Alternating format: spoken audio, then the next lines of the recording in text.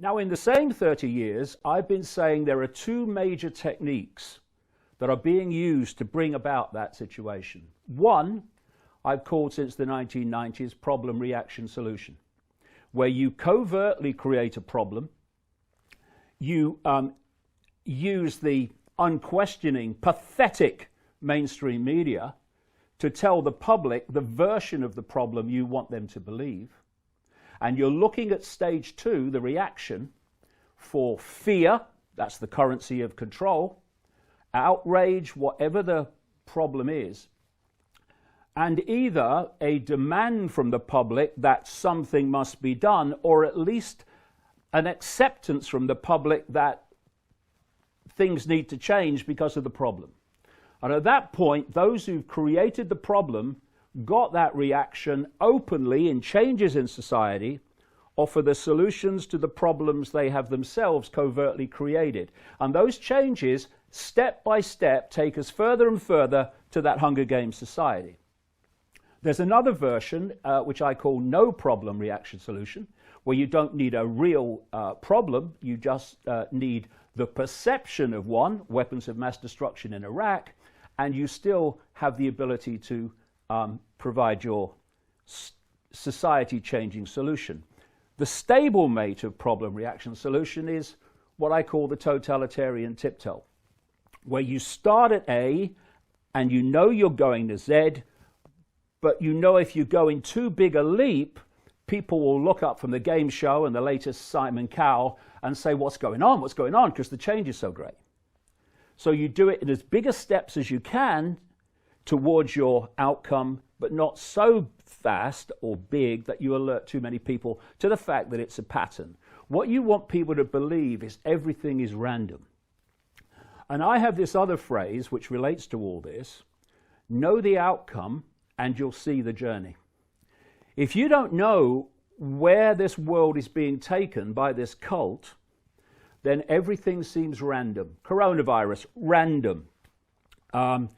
Climate change, random. Economic crash, random. But when you know where we're being taken, you know the outcome, this Hunger Games structure society, now the apparently random events become clear stepping stones to that outcome.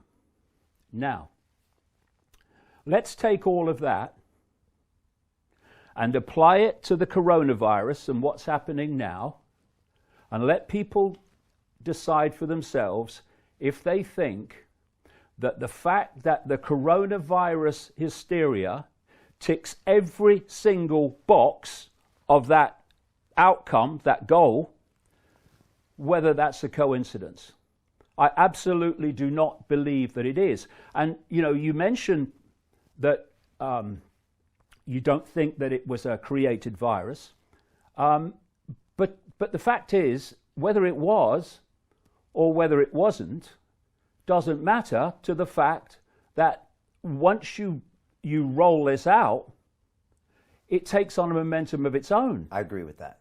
And therefore, what is unfolding was desperately predictable. And in fact, we'll get into this as we chat, two massive 1% organizations, one in fact 6 weeks before this virus came to light in China, were playing out scenarios and simulations based on exactly this scenario that's unfolding now. And what they said would happen is exactly what is happening, down to the fine detail. Years ago, you might remember this, we used to have a thing called weather. And weather used to change, and there used to be storms, and there used to be, you know, strong weather situations, and we used to call it weather. Now, every time that happens, as it's always happened, now it's climate change, we're all gonna die. And what we have now is the coronavirus version of that. Everything is coronavirus. We don't even know if so many people have been logged as having had it, actually have it.